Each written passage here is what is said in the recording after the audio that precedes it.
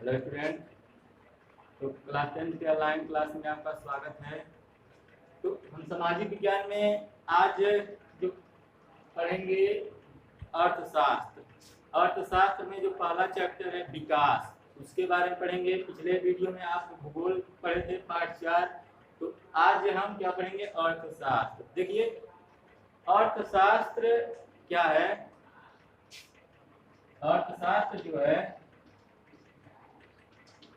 वो अर्थशास्त्र यानी इकोनॉमिक्स। तो जो अर्थशास्त्र इकोनॉमिक्स ये धन का विज्ञान है। अर्थशास्त्र क्या है? धन का विज्ञान है। अब इसका जो इसमें जो अध्ययन किया जाता है अर्थशास्त्र में, धन से संबंधित विषयों का ही अध्ययन किया जाता है। अर्थशास्त्र में किसके बारे में अध्ययन किया जाता है? अर्थशास्त्र में धन से संबंधित विषयों का अध्ययन किया जाता है, इसलिए इसे क्या कहा जाता है? अर्थशास्त्र को धन का विज्ञान कहा जाता है। देखिए एक जो मुख्य अर्थशास्त्री है एडम स्मिथ, उन्होंने इसके बारे में कहा कि अर्थशास्त्र की परिभाषा दी है एडम स्मिथ ने कि अर्थशास्त्र जो है वह राष्ट्र के स्वरूप एवं कारणों की खोज से संबंधित विज्ञान है। अर्थशास्त्र क्या है? अर्थशास्त्र राष्ट्र के कारणों से के स्वरूप और उससे संबंधित धन का विज्ञान है। अर्थशास्त्र राष्ट्र के कारणों से के स्वरूप एवं खोज से संबंधित विज्ञान, इसे अर्थशास्त्र कहते हैं। कि अर्थशास्त्र मुख्य जो पॉइंट है वो क्या है कि अर्थशास्त्र है जो वो धन का विज्ञान है। तो अब हमें अर्थशास्त्र में जो पहला चैप्टर है इसमें का 10th का विकास, इसके बारे में हम पढ़ेंगे। आखिर विकास क्या होता है? देखिए विकास डेवलप। तो जो विकास है, विकास का मतलब होता है सामाजिक और आर्थिक उत्थान। जैसे सामाजिक और आर्थिक उत्थान यानी कि किसी व्यक्ति का अगर सामाजिक उत्थान हो रहा है, आर्थिक उत्थान हो रहा है, यहाँ तक कि नैतिक उत्थान भी हो रहा है, तो हम उसे क्या कहेंगे? उसका विकास हो रहा है। तो विकास का मतलब ही होता है सामाजिक। और उसे अर्थशास्त्र की दृष्टि से देखेंगे तो आर्थिक उत्थान के साथ साथ सामाजिक उत्थान इसमें जोड़ दिया जाएगा। अर्थ यानी कि विकास का मतलब ये क्या हो गया कि सामाजिक और आर्थिक उत्थान, यानी कि उसकी आवश्यकताओं, जो आवश्यकता की वस्तुएं हैं, यदि उसका उत्थान हुआ है, विकास तभी कहेंगे कि वह जो आवश्यकता की वस्तुएं हैं, जो चाहता है, जो उसकी इच्छाएं हैं, जो उसकी आकांक्षाएं हैं, वो उसे मिल पाए। तो यानी कि उसका विकास हो रहा है। विकास कब होता है? जब आय बढ़ती है। आय बढ़ रही है तो हम मान सकते हैं कि उसका आर्थिक विकास हो रहा है। इसके साथ साथ सामाजिक विकास का भी होना जरूरी है, लेकिन अगर आय बढ़े तो हम ये कह सकते हैं कि उसका आर्थिक विकास हो रहा है। जब आर्थिक विकास होगा तो वो आवश्यकताओं की वस्तुओं को क्या कर सकता है?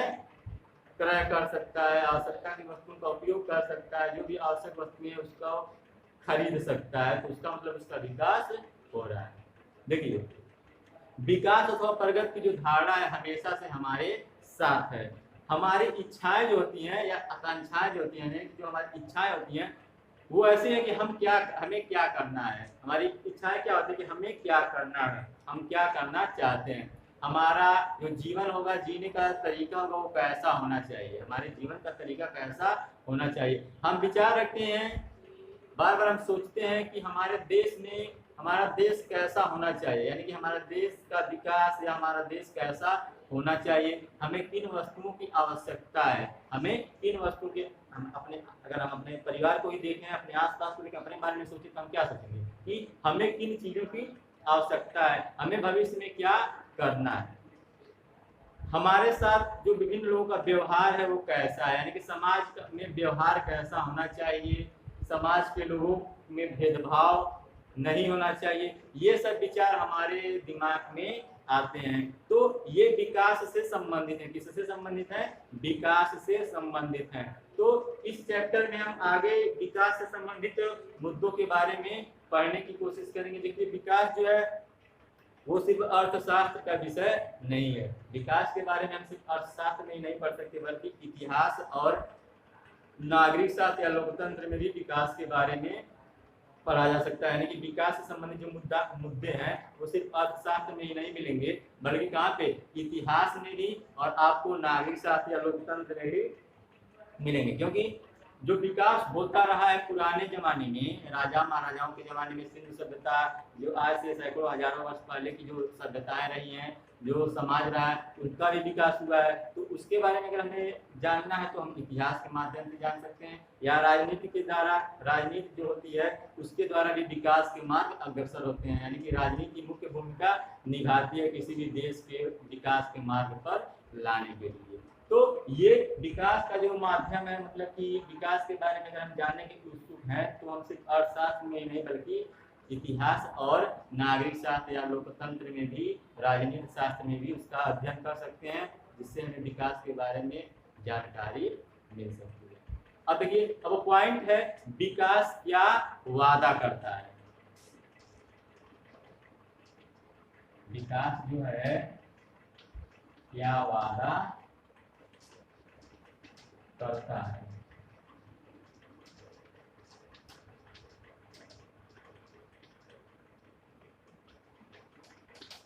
अब इसको हम कुछ पॉइंट के द्वारा, तालिका के द्वारा समझने की कोशिश करेंगे। कुछ तालिकाएं दी हुई हैं जिसके द्वारा हम क्या करेंगे, समझने की कोशिश करेंगे। एक तरफ हम अगर लिख लें व्यक्ति की श्रेणी और दूसरी तरफ लिख लें आकांक्षाएं। एक तरफ यहाँ पे हम लिख लें क्या, व्यक्ति की श्रेणी,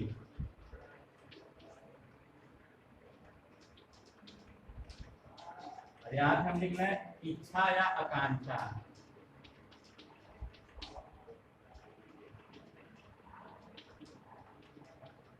देखिए, अब व्यक्ति की श्रेणी में अगर हम ये कहें कि ग्रामीण भूमिहीन मजदूर है, भूमिहीन मजदूर है, भूमिहीन ग्रामीण मजदूर, भूमिहीन ग्रामीण मजदूर है, तो उसकी इच्छा या आकांक्षा क्या होगी। भूमिहीन ग्रामीण मजदूर की इच्छा या आकांक्षा क्या होगी, उसकी इच्छा यही होगी कि उसको रेगुलर काम मिले। उसे क्या मिले, रेगुलर काम मिले, उसका अच्छा वेतन मिले, उस काम के बदले अच्छा पारिश्रमिक मिले, और उसके बच्चे क्या करें, उसके बच्चे पढ़े लिखें और उसके परिवार का काम चल सके। यही भूमिहीन ग्रामीण मजदूर सोचेगा, यही उसकी क्या है, इच्छा या आकांक्षा है। वही अगर दूसरे नंबर पे अगर हम रखें समृद्ध किसानों को, समृद्ध किसान जो पंजाब के होते हैं, समृद्ध किसान अधिकतर जो पंजाब के उनके बारे में हम अध्ययन करें, पंजाब के समृद्ध किसान। अब इन किसानों की आकांक्षा क्या है, इन किसानों की इच्छाएं क्या होंगी कि जो इनका उपज होता है, यानी कि जो फसलों को का उत्पादन होता है, उनका जो उसके बदले जो मतलब क्या करते हैं, फसलों का उत्पादन हो रहा है उसका जो मूल्य है, उन उत्पादनों का मूल्य, वो अच्छा मूल्य मिले। इनका इच्छा क्या होगी कि उनके फसलों के बजाय बदले इनको अच्छा मूल्य मिले, और इन्हें मेहनती क्या करते हैं, मजदूर, इन्हें मेहनती मजदूर मिले, और इसके साथ साथ सस्ते मजदूर मिले, जो मेहनती भी हो और सस्ता भी हो। और इसके साथ साथ इनके बच्चे क्या, इनके बच्चे जो होते हैं वो विदेशों में पढ़े, क्योंकि यहाँ अधिकतर है कि जो पंजाब के किसान होते हैं उनके अधिकतर बच्चे कहाँ जाते हैं, विदेशों में पढ़ते हैं। तो ये इनकी क्या होगी, ये इनकी इच्छा या आकांक्षा होगी। अब अगला तीसरा अगर हम पॉइंट नोट करें, एक शिक्षित बेरोजगार, शिक्षित शहरी बेरोजगार। अब ये शिक्षित शहरी बेरोजगार की क्या आकांक्षा है, शिक्षित शहरी बेरोजगार की यही इच्छा या आकांक्षा होगी कि उसे शहर में कोई जॉब मिल जाए, उसे शहर में कोई काम मिल जाए। यह शहरी बेरोजगार की आकांक्षा होगी, जो शिक्षित भी है उसकी आकांक्षा या इच्छा ये होगी उसे शहर में कोई काम मिल जाए, जिससे वो अपने परिवार की समस्याओं को, आवश्यकताओं को पूरा कर सके। तो ये एक शहरी बेरोजगार की आकांक्षा या इच्छा होगी। चौथा अगर हम पॉइंट लिखें, ये धनी परिवार का युवा या समृद्ध परिवार का युवा। अगर अब समृद्ध परिवार का युवक है तो वो क्या चाहेगा, उसकी इच्छा या आकांक्षा क्या होगी। समृद्ध परिवार के युवक का इच्छा या आकांक्षा ये होगी कि वो जो परिवार का, बहुत धनी परिवार का लड़के होते हैं, उनकी इच्छाएं क्या होती हैं कि वो विभिन्न पार्टियों में जाएं, पार्टी करें, एक स्थान से दूसरे स्थान पे घूमें, एक विभिन्न देशों की यात्राएं करें। ये क्या होता है, समृद्ध परिवार के युवक का की आकांक्षाएं होती हैं कि ज्यादा से ज्यादा वो क्या करते हैं, घूमने में अपना टाइम खर्च करते हैं। इसी तरह से अगर पांचवा ये हो कि समृद्ध परिवार की लड़की हो, समृद्ध परिवार की लड़की अगर हो तो वो क्या, उसकी क्या एक इच्छा आकांक्षा होगी, उसको भी समृद्ध परिवार के जो लड़के होते हैं उनकी तरह क्या मिले, छूट मिले, उनकी तरह अवसर मिले, स्वतंत्रता मिले। इस लड़की को जो समृद्ध परिवार की, क्या क्या इच्छा आकांक्षा होगी, इसे भी अपने भाई की तरह छूट मिले, स्वतंत्रता मिले, अवसर मिले, और उसका भाई क्या करे, उसका भाई परिवार के कामों में अपना हाथ बटाए, तो ये लड़की चाहेगी। अब इसी तरह से आदिवासी हूं, आदिवासी क्या चाहेगा, आदिवासी ये चाहेगा कि जैसे बिन आदिवासियों के जो जंगलों के आसपास रहने वाले आदिवासी होते हैं, वो उनके जो काम होते हैं कृषि से संबंधित काम होते हैं, तो वो कृषि से संबंधित काम करना चाहेंगे और उतना उत्पादन हो कि उनका परिवार चल सके। इसी तरह से गरीब परिवार का कोई क्या कहते हैं कि जो वर्षा पे निर्भर करने वाले कृषक हों, वर्षा पे सतमा जो है वर्षा पे निर्भर करने वाले कृषक हों, कि वो कृषक जो वर्षा पे ही डिपेंड होते हैं, निर्भर करते हैं, तो उनकी इच्छा आकांक्षा क्या होगी, उनकी इच्छा आकांक्षा ये होगी कि क्योंकि जो किसान वर्षा पे निर्भर करता है, इसका मतलब यह है कि वो किसान गरीब है। जो किसान वर्षा पे निर्भर कर रहा है उसका मतलब लगभग ये हम कह सकते हैं वो किसान गरीब है, क्योंकि अगर वो किसान धनी होता है तो वो उसके पास मशीनें होती हैं, ट्यूबवेल की व्यवस्था होती, तो उस तरह से वो पानी खेत में चला लेता है। लेकिन क्योंकि वह गरीब किसान इसलिए वर्षा पर निर्भर, तो वो क्या चाहेगा कि वर्षा टाइम से हो, उसकी फसल को जो पानी की आवश्यकता हो तो वर्षा हो, और जिससे उत्पादन इतना हो कि वह अपने परिवार का पालन पोषण कर सके। तो ये सभी क्या है, ये व्यक्तियों की श्रेणियां हैं और उनकी इच्छा या आकांक्षाएं हैं। अब इससे क्या पता चलता है कि इनमें से हर एक की अलग अलग चीजें चाहता है, यानी कि हर व्यक्ति जो है, हर कैटेगरी का जो व्यक्ति है, हर श्रेणी के जो व्यक्ति हैं, वो क्या चाहते हैं, उनकी इच्छा या आकांक्षाएं अलग अलग है, यानी कि वे अलग अलग चीजें पाना चाहते हैं। वे ऐसी चीजें चाहते हैं जो महत्वपूर्ण है, ऐसी चीजें चाहते हैं कि जो उनके लिए महत्वपूर्ण है, वो वही चीजें चाहेंगे जो दूसरे के लिए नहीं बल्कि उनके लिए महत्वपूर्ण है, और उनकी इच्छा या आकांक्षाओं को पूरा करते हैं। ये क्या था, जो भी इच्छा या आकांक्षा थी, वे यही चाहते हैं कि जो भी उनकी इच्छा या आकांक्षा होगी इनके लिए क्या महत्वपूर्ण है, और वो इच्छा आकांक्षा उनकी पूरा हो। देखिए कई बार ऐसा होता है कि दो व्यक्ति या गुट जिनकी इच्छाएं या आकांक्षाएं जो होती हैं परस्पर विरोधी होती हैं। कई बार ऐसा देखने को मिलेगा कि जो दो गुट हैं या दो व्यक्ति हैं, उनकी इच्छा या आकांक्षाएं क्या होती हैं, अलग अलग होती है। जैसे कि एक जो धनी परिवार की लड़की है, वो क्या चाहती है कि उसका जो भाई है, उसके भाई की तरह उसे भी क्या मिले, उसके भाई की तरह उसे भी समान अवसर मिले, उसको भी उतना ही स्वतंत्रता मिले, और भाई जो हो वो अपने माता पिता का काम में सहयोग करे। ये एक लड़की चाहेगी धनी परिवार की। लेकिन अब वो लड़का उसके विचारों का समर्थन करेगा या नहीं, यह मुद्दा है कि वो लड़का जो होगा वो उसके बातों का विरोध करेगा, क्योंकि वो लड़का नहीं चाहेगा कि वो उसकी बातों का समर्थन करे। या इसी तरह से एक और अगर उदाहरण देखें कि जैसे कि कोई धनवान जो व्यक्ति होते हैं, धनवान व्यक्ति क्या चाहेंगे कि अधिक बिजली मिले, धनवान व्यक्ति क्या चाहेंगे कि अधिक बिजली उन्हें मिले, उसके लिए अधिक बांध बनाए जाए। क्या बनाया जाए, अधिक बांधों का निर्माण हो जिससे उनको अधिक बिजली मिले। तो अब उस बांधों के बनाने से क्या होगा कि खेतों में पानी, आसपास के क्षेत्र में पानी फैल जाएगा, और किसानों जो उसके आसपास से किसान हैं उनकी फसलें बर्बाद हो जाएगी, वे बर्बाद हो जाएंगे।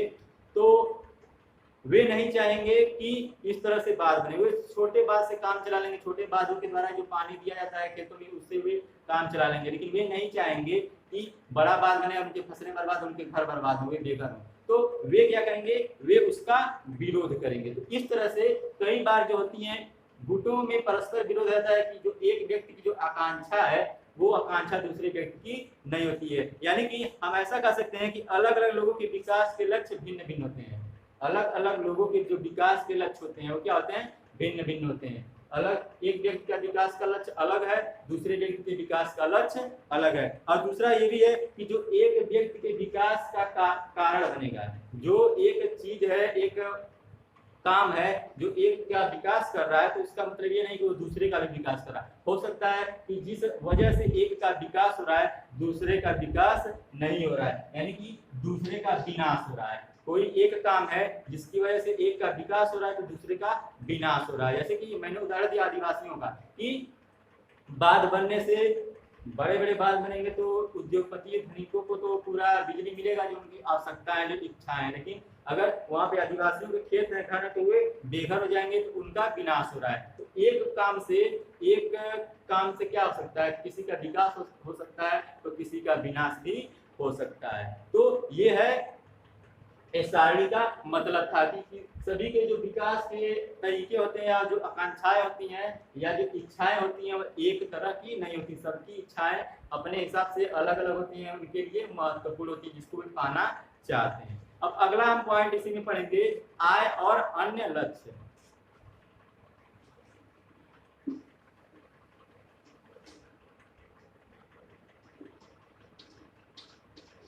आय और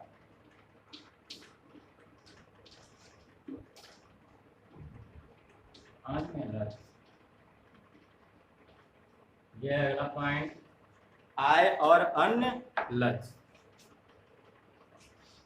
देखिए आपने इस तालिका के द्वारा क्या पढ़ा, आपने तालिका के द्वारा क्या समझा कि तालिका के द्वारा आपने समझा, आप पाएंगे कि लोग चाहते हैं कि नियमित काम उन्हें मिले। लोग क्या चाहते हैं, जैसे भूमिहीन ग्रामीण था ना, भूमिहीन ग्रामीण क्या चाहेगा, उसे नियमित काम मिले, उससे अच्छी मजदूरी मिले, वो चाहेगा। वहीं जो समृद्ध किसान थे वे क्या चाहते थे कि उनकी उपज की कीमत अच्छी मिले, मतलब कि ज्यादा आय लोग चाहते हैं। लोग क्या चाहते हैं, लोग ज्यादा आय चाहते हैं। ये सभी लोग क्या चाहते हैं कि ज्यादा आय हो जिससे उनके परिवार जो की आवश्यकताएं जो हैं वो अच्छी तरह से पूरी हो सके। देखिए लेकिन ज्यादा आय चाहने वाले लोग सिर्फ ज्यादा आय जो चाहते हैं उसके साथ साथ लोग और क्या चाहते हैं, बराबरी का व्यवहार चाहते हैं। ज्यादा आय तो चाहेंगे ही, साथ साथ बराबरी का व्यवहार भी चाहेंगे, स्वतंत्रता चाहेंगे, सुरक्षा चाहेंगे तथा आदर, कि दूसरा कोई व्यक्ति उनका आदर करे। वे सिर्फ आय ही नहीं चाहेंगे, ये जो लोग हैं वे सिर्फ यही नहीं चाहेंगे कि उनको आय मिले, सिर्फ आय उनकी बढ़े, इससे वे प्रसन्न नहीं होंगे। ये सिर्फ इनकी इच्छा यही नहीं है कि उनको आय मिले, ये तो इनकी प्रारंभिक इच्छा है कि उनकी आय बढ़े, लेकिन इसके साथ साथ ये भी है उन्हें बराबरी का व्यवहार उनके साथ हो, उनको स्वतंत्रता का व्यवहार, मतलब कि स्वतंत्रता का उनके पास क्या अधिकार हो, इसके अलावा सुरक्षा और सभी लोग उनकी आदर करें, ये भी उनकी इच्छाएं होती हैं। तो वे भेदभाव से क्या होते हैं, अप्रसन्न होते हैं। अगर उनके साथ भेदभाव किया जा रहा है तो वे क्या होंगे, अप्रसन्न रहते हैं। तो ये सब क्या है, महत्वपूर्ण है। देखिए कुछ मामलों में क्या होता है कि आय और उपभोग क्या होता है, कुछ मामलों में आय और उपभोग जो होता है वे क्या होते हैं,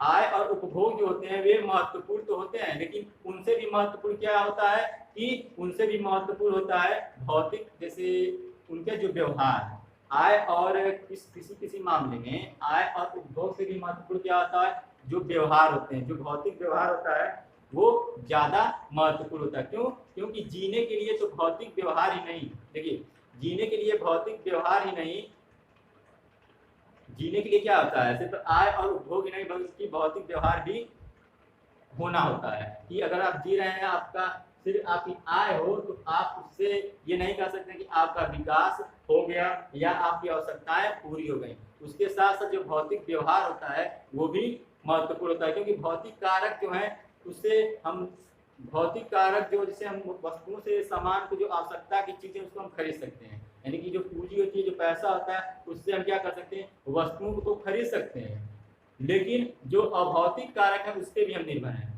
भौतिक कारक पर तो हम निर्भर ही हैं कि भौतिक कारक मतलब जो आवश्यक की वस्तु है उसको हम खरीद पा रहे हैं, हमारे पास आय है, हमारे पास पैसा है तो हम उन वस्तुओं को खरीद पा रहे हैं, तो वो भौतिक कारक हो गए जिस पे हम निर्भर हैं। लेकिन उसके साथ साथ हम अभौतिक कारक पर भी निर्भर हैं। अभौतिक कारक का मतलब क्या है कि जो व्यवहार है, स्वतंत्रता है, सुरक्षा है, ये सब अभौतिक कारक में आते हैं, जो जिस पर हम क्या करते हैं, निर्भर करते हैं। तो आपको जैसे कि आपकी इच्छा क्या होती है, आपकी इच्छा क्या होती है कि मित्रता, आप पढ़ रहे हैं, आपके बहुत सारे मित्र होंगे क्लास में, आप चाहेंगे कि उन्हें अपना मित्र बनाएं, तो इसको इन सबको मापा नहीं जाता है। जो अभौतिक कारक है जैसे मित्रता हो गया, स्वतंत्रता, व्यवहार या अन्य चीजें, इसको मापा नहीं जाता। पूंजी को मापा या पैसे को मापा जाएगा, आय को मापा जाता है, लेकिन जो अभौतिक कारक होते हैं, मित्रता, स्वतंत्रता, ये सब व्यवहार, इसको मापा नहीं जाता है। जैसे कि एक उदाहरण के द्वारा मैं आपको समझाने की कोशिश कर रहा हूँ। देखिए, अगर आपको कहीं दूर दराज में नौकरी मिल जाए, अगर आपको कहीं दूर दराज में नौकरी मिल गई, तो सबसे पहले आप क्या सोचेंगे? दूर आपको कहीं पे दूर पे नौकरी मिल गई तो सबसे पहले उस नौकरी को एक्सेप्ट करने से पहले ये सोचेंगे कि इस नौकरी से मेरे परिवार की आवश्यकताएं पूरी हो पाएंगी, परिवार का कल्याण होगा या नहीं। इस नौकरी से, ये नौकरी का जहाँ पे वो आप करने जा रहे हैं, रोजगार करने जा रहे हैं, वहाँ का वातावरण कैसा होगा। इसके साथ साथ आप ये सोचेंगे उससे आपको सीखने को क्या मिलेगा। देखिए, जो दूसरी नौकरी है, दूसरी नौकरी आपको वेतन उससे कम मिलेगा। दूसरी नौकरी अगर आप कर रहे हैं उसके बदले, या कोई अन्य नौकरी कर रहे हैं, उसमें आपको वेतन तो कम मिलेगा, लेकिन उसमें सुरक्षा की गारंटी होगी। वेतन कम मिलेगा लेकिन वो नियमित होगा। क्या होगा? अगर कोई दूसरी नौकरी है तो वो उसमें वेतन कम मिला तो, लेकिन वो नियमित है। वेतन तो कम मिल रहा है दूसरी नौकरी में, लेकिन वो नियमित है और सुरक्षा की गारंटी देता है, और आपको अपने परिवार के साथ ज्यादा टाइम बिताने का मौका मिलता है। लेकिन अगर आप उसके अपने दूसरी नौकरी करते हैं जिसमें वेतन क्या मिलता है? अधिक। अगर आप एक नौकरी करने जिसमें वेतन कम मिल रहा है तो वो नियमित होगा, वो नियमित होगा और उसमें आपकी सुरक्षा भी होगी। लेकिन अगर वेतन अधिक मिल रहा है तो उसकी कोई गारंटी नहीं है कि वो नियमित हो या नहीं है, वो सुरक्षित है या नहीं है। आपको आपके परिवार के साथ उसमें ज्यादा टाइम, आपके परिवार के साथ बिताने का ज्यादा टाइम मिलेगा या नहीं। हो सकता है कि आपको आय अधिक हो रही है, दूसरी नौकरी में आपको आय अधिक हो रही है, तो हो सकता है कि काम भी अधिक लिया जा रहा हो, यानी कि आप अपने परिवार के साथ टाइम बिताने का मौका बहुत ही कम मिल रहा होगा। तो ये सब क्या है? कारक होते हैं। तो आय कम है, और अगर आपको वो आय अगर कम है, किसी नौकरी में आय कम है और लेकिन वो नियमित है और सुरक्षित है। सुरक्षित का मतलब कि वो गारंटी है कि आप उतना दिन, आपको जितना दिन चाहे आप काम कर सकते हैं, तो वो सुरक्षित है, तो वो महत्वपूर्ण है। न कि ज्यादा आय वाला, क्योंकि ज्यादा आय वाले की गारंटी नहीं है कि कभी भी उसमें आपको नौकरी से निकाला जा सकता है, आप कभी भी परिवार से ज्यादा टाइम परिवार के साथ बिता नहीं पाएंगे, तो वो ज्यादा महत्वपूर्ण नहीं है। महत्वपूर्ण क्या है कि आय कम है लेकिन वो नियमित है और सुरक्षा की गारंटी देता है। इसी तरह से एक और उदाहरण देखिए, जैसे कि विकास के लिए लोग मिले जुले लक्ष्यों को देखते हैं। विकास के लिए लोग क्या देखते हैं? मिले जुले लक्ष्यों को देखते हैं। जैसे कि एक महिला, अगर कोई महिला है वो क्या करती है? वेतन भोगी है, यानी कि कोई महिला है वो पैसा कमा रही है। अगर वो महिला पैसा कमा रही है तो उसके परिवार के लोग भी उसका क्या करेंगे? सम्मान करेंगे, आदर करेंगे, और उसके साथ साथ समाज के लोग भी क्या करेंगे? उसका आदर करेंगे। परिवार के लोग तो आदर करेंगे। अगर कोई महिला आपके परिवार की नौकरी कर रही है, पैसा कमा रही है, तो आपके परिवार के लोग तो उसकी आदर करेंगे ही, साथ साथ समाज के लोग भी क्या करेंगे? उसका आदर करेंगे। तो उस महिला को, महिला कोई काम कर रही है, घर का काम कर रही है, तो हो सकता है कि घर के लोग भी उसके काम में सहयोग करें। क्यों? क्योंकि वो उसका आदर करते हैं। वो पैसा कमा रही है, उसका आदर कर रहे हैं, तो वो घर का काम करेगी तो लोग उसका सहायता भी करेंगे। यहाँ तक कि अगर वो कोई बाहर काम करने जाएगी तो लोग उसको क्या करेंगे? समझेंगे। बाहर काम करती हैं महिलाएं तो वो क्या करेंगे? उसे समझेंगे, यानी कि उसको काम मिलेगा। क्या होगा? उसे काम मिलेगा।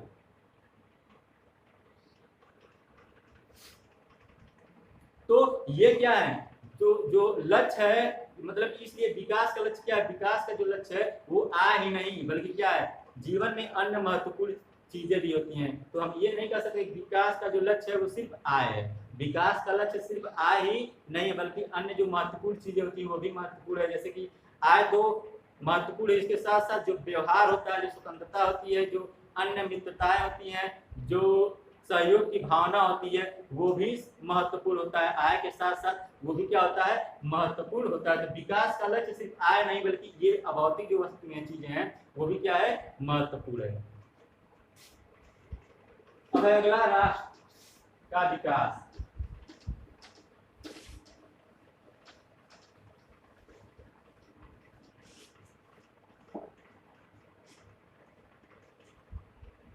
राष्ट्रीय विकास,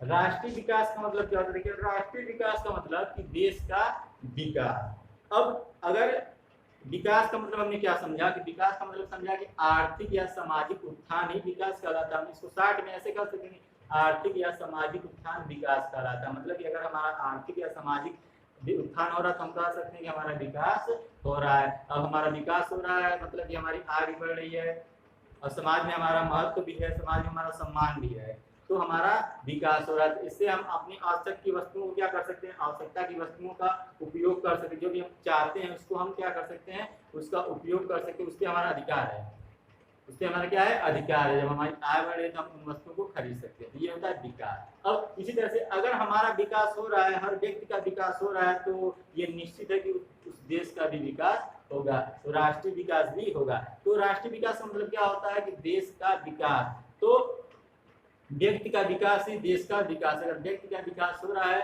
तो देश का विकास हो रहा है। जैसे कि हमने अपने विकास को समझा, उसी तरह से देश के विकास को भी समझ सकते हैं कि अगर आर्थिक उत्थान हो रहा है देश का, तो हम कह सकते हैं कि देश का विकास हो रहा है। देश का आर्थिक उत्थान हो रहा है, सामाजिक उत्थान हो रहा है, तो नैतिक उत्थान हो रहा है, तो हम कह सकते हैं कि देश का विकास हो रहा है। तो इसे हम देश का विकास कर सकते हैं। देखिए, यदि विकास की धारणा में ही भिन्नता और परस्पर विरोध है, अगर देश के विकास में भिन्नता है और विरोध है, तो निश्चित रूप से विकास के तरीकों में भी क्या होगा, भिन्नता हो सकती है। अगर देश के अगर विकास की, देश की धारणा में अगर भिन्नता है, परस्पर विरोध है, तो देश के विकास में भी क्या हो सकती है, देश के विकास का जो तरीका है वो भी क्या हो सकती है, भिन्न हो सकती है। देश के जो विकास के तरीके हैं एक ही तरीके से नहीं देश का विकास होता है, बहुत सारे तरीके हैं जिसके आधार पे पता लगाया जा सकता है कि देश का विकास होता है। इसको हम आगे पढ़ेंगे, आगे पॉइंट में हम उसके बारे में जानने की कोशिश करेंगे कि कैसे माना जाता है कि किस देश का विकास हो रहा है, किस देश का विकास नहीं हो रहा है, कौन सा देश धनी है, कौन सा देश गरीब है, इस आधार पे हम गणना करते हैं। इसको हम अगले पॉइंट में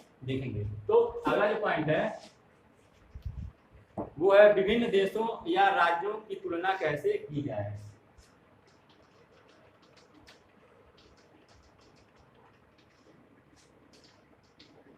विभिन्न देशों या राज्यों की तुलना कैसे की जाए, मतलब ये कि किस देश का विकास हुआ है, किस देश का नहीं, ये हम कैसे जाने। कौन सा देश विकास कर रहा है, कौन सा देश विकास नहीं कर रहा है, ये हम कैसे जानेंगे। किस देश का विकास हो रहा है, किस देश का विकास नहीं हो रहा है, कौन सा देश आगे है, कौन सा देश पीछे है, कौन सा देश ऊपर जा रहा है, कौन सा देश नीचे जा रहा है, तो विकास कर रहा है नहीं, हम कैसे ये पता करेंगे। देखिए, हम सोच सकते हैं, आप सोच सकते हैं, हम सोच सकते हैं कि विकास का अर्थ तो अलग अलग हो। विकास का अर्थ क्या है, अलग अलग है, लेकिन तो फिर कैसे कोई देश विकसित होता है, कोई देश विकासशील होता है, कोई देश अविकसित होता है, ये भी हम सोच सकते हैं ना। कि विकास का अगर मार्ग अलग अलग है, विकास के तरीके अलग अलग हैं, विकास का अर्थ अलग अलग है, तो कैसे कोई देश विकसित, कैसे मापा जाता है कि कौन सा देश विकसित है, कौन सा देश विकासशील है। देखिए, जब हम विभिन्न चीजों की तुलना करते हैं, हम क्या करते हैं, जब हम विभिन्न चीजों की तुलना करते हैं तो समानताएं और अंतर दोनों देखने को मिलती हैं। समानताएं भी देखने को मिलती हैं और अंतर भी देखने को मिलती हैं। देखिए, जैसे कि हम क्लास में विभिन्न विद्यार्थियों की तुलना करें, क्या करें, विद्यार्थियों की तुलना करें। अब इसमें हमें इनके विकास के बारे में गौर करना है कि क्लास में 40-50 विद्यार्थी हैं, अब उनके विकास के बारे में तुलना कराएंगे। इसको हम कहेंगे कि अब इनकी तुलना कैसे की जाएगी, लंबाई के माध्यम से, या पढ़ने में जो अच्छा हो वो, या जो जिसका व्यवहार अच्छा हो, जो मित्रतापूर्वक व्यवहार करता हो, जो सहयोग की भावना रखता हो, ये सब बहुत सारे तरीके हैं जिसके आधार पर हम क्या कर सकते हैं कि ये कह सकते हैं कि उसका विकास हो रहा है या नहीं। तो हम क्या करते हैं, हम समानता में व्यक्ति की एक या दो से महत्वपूर्ण विविधताओं की तुलना करते हैं, विशिष्टताओं की तुलना करते हैं। इसमें बहुत सारे विद्यार्थी हैं, तो हम इनके एक या दो विशिष्टताओं की तुलना के आधार पे ये मानते हैं कि ये विकास कर रहा है, ये नहीं। जैसे कि इसका व्यवहार कैसा है, बहुत सारे विद्यार्थी हैं, कोई लंबा होगा, कोई मोटा होगा, कोई चौड़ा होगा, कोई पढ़ने में अच्छा है, कोई अंग्रेजी में अच्छा है, कोई मैथ में अच्छा है, कोई शरारती है, कोई बहुत अच्छा है। इस तरह से बहुत सारे विद्यार्थी, अब इनकी तुलना कैसे की जाएगी, कि इनके एक दो विशेषताओं को ध्यान में रखकर ही उनकी तुलना की जाती है। अब उसमें क्या क्या हो सकता है, उसमें व्यवहार आ सकता है, या पढ़ाई लिखाई आ सकती है, या उनकी विचारधाराएं आ सकती हैं, या जो अंक होता है जिसपे वो जो प्रमाण पत्र होता है जिसमें उनको अंक मिलते हैं, तो उस आधार पे हम गणना कर सकते हैं। लेकिन अभी सभी की अब सबका वीक पॉइंट और प्लस पॉइंट अलग अलग होता है। किसी की कोई मान लीजिए पढ़ने में बहुत अच्छा है, कोई व्यवहार में बहुत अच्छा है, तो सबके आधार पे तुलना नहीं किया जा सकता, गणना नहीं किया जा सकता, सबके आधार पे गणना नहीं किया जा सकता कि उसका व्यवहार अच्छा है तो सबका व्यवहार के आधार पे तुलना किया जाए, या उसको अंक ज़्यादा मिला तो उसके अंक के आधार पे सबकी गणना की जाए। ये क्या है, ये इस आधार पे मापा नहीं जा सकता। देखिए, यदि विकास पर अगर विकास की बात की जाए, विकास से सभी बातें लागू होती हैं, तो देशों की तुलना करने के लिए आय क्या है, महत्वपूर्ण है। आय क्या है, महत्वपूर्ण है। इस पर समझ पर आधारित है कि देशों की तुलना के लिए आय क्या है, महत्वपूर्ण है। आय का अर्थ क्या होता है, भौतिक आवश्यकताओं की सभी वस्तुओं पर आय का मतलब, अगर आय अधिक है तो इसका मतलब कि भौतिक जो आवश्यकताएं की वस्तुएं हैं, अगर हमको उन पर हमारा सब क्या है, अधिकार है। आय अधिक होने का मतलब क्या है कि भौतिक जो वस्तुएं हैं, जो भी वस्तुएं जो कि हमारी आवश्यकताओं की वस्तुएं हैं, अगर उन सभी पे हमारा अधिकार है, जो भी आवश्यकता की वस्तुएं उन सभी पे हमारा अधिकार है, तो हम क्या कर सकते हैं कि हमारी आय अधिक है। यानी कि आवश्यकता की वस्तुओं पे जो हमारा अधिकार होता है, तो हम क्या कर सकते हैं कि उस पर आय मान सकते हैं कि हमारी आय अधिक है। देखिए, कुल आय की तुलना नहीं की, मतलब कि अगर अब देश की तुलना की जाती है, विभिन्न देशों की तुलना की जाती है, तो कैसे कैसे पता करें, यानी कि देशों की तुलना केवल आय के द्वारा ही नहीं की जा सकती है। अगर किन्हीं दो देशों की तुलना करनी है कि कौन सा देश धनी है कौन सा गरीब, तो केवल आय के द्वारा ही तुलना नहीं की जा सकती है। देशों की जनसंख्या जो होती है वो अलग अलग होती है।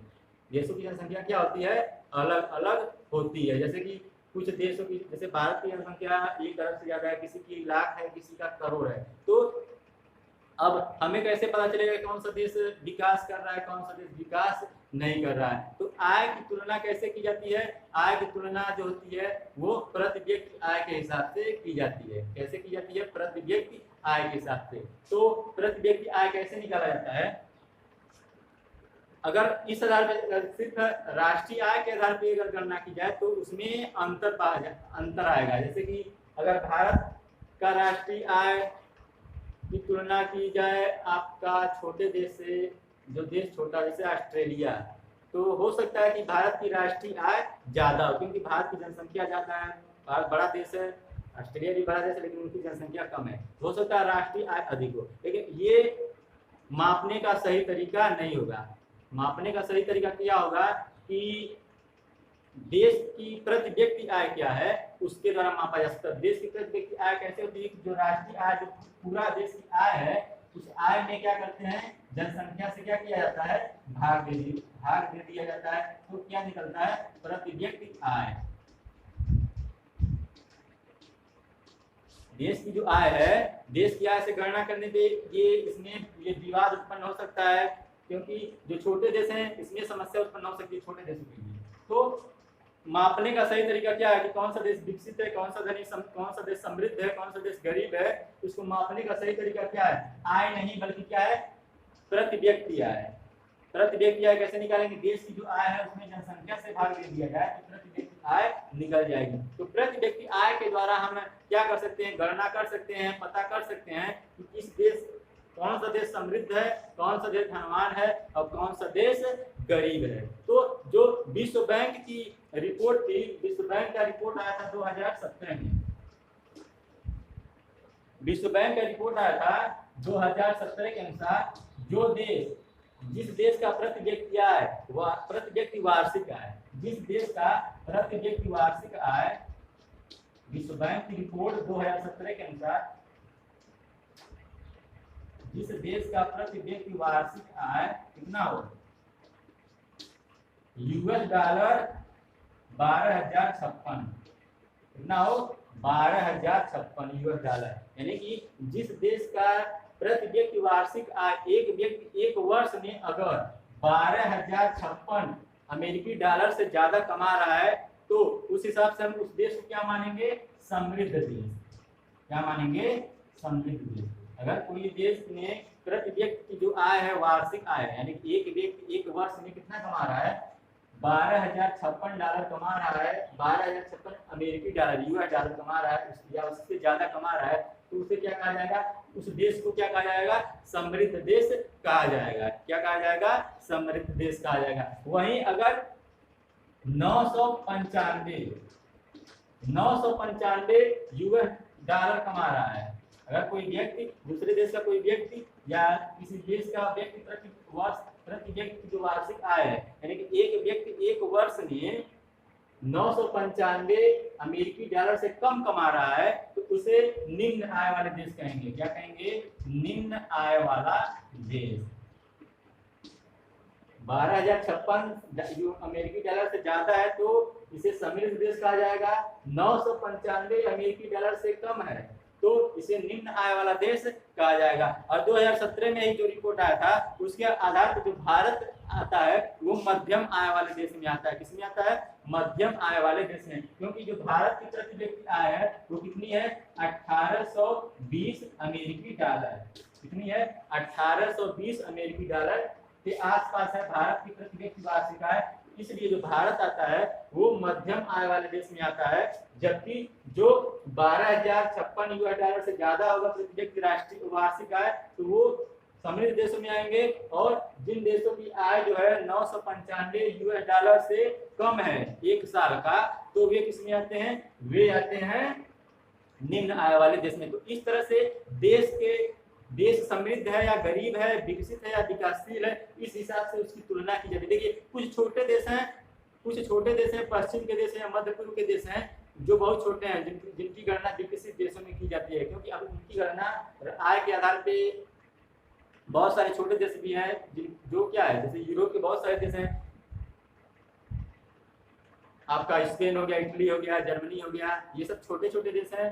तो ये क्या है, ये विकसित देश है। न्यूजीलैंड जो ऑस्ट्रेलिया महाद्वीप में है तो छोटा सा देश है, तो वो भी क्या है, विकसित देश है। कुछ छोटे देश भी क्या होते हैं, विकसित देश होते हैं। लेकिन जो समृद्ध देश और निम्न आय वाले देश, मध्यम आय वाले देश की अगर तुलना करना होता है तो क्या किया जाता है, आय में जनसंख्या से भाग दे दिया जाता है तो प्रति व्यक्ति आय निकल जाती है। तो इतना पे समृद्ध देश कहा जाता है, इतना क्या होता है निम्न आय वाला देश। जो 1820 के आसपास है भारत, वो क्या होता है, उसे मध्यम आय वाला देश कहा जाता है। तो ये थी आज का, ये इतना था आज का टॉपिक। आई होप आपको समझ में आया होगा कि विकास क्या होता है और देश की अगर गणना की जाए कि कौन सा देश विकसित या विकासशील है या धनी या गरीब है तो कैसे उसकी तुलना की जा सकती है, प्रति व्यक्ति आय के द्वारा ही उसकी तुलना की जा सकती है। तो अगले वीडियो में इसके बाद कुछ पॉइंट बचे होंगे, उसको हम अगले वीडियो में पढ़ेंगे। तो आज के लिए इतना ही, धन्यवाद।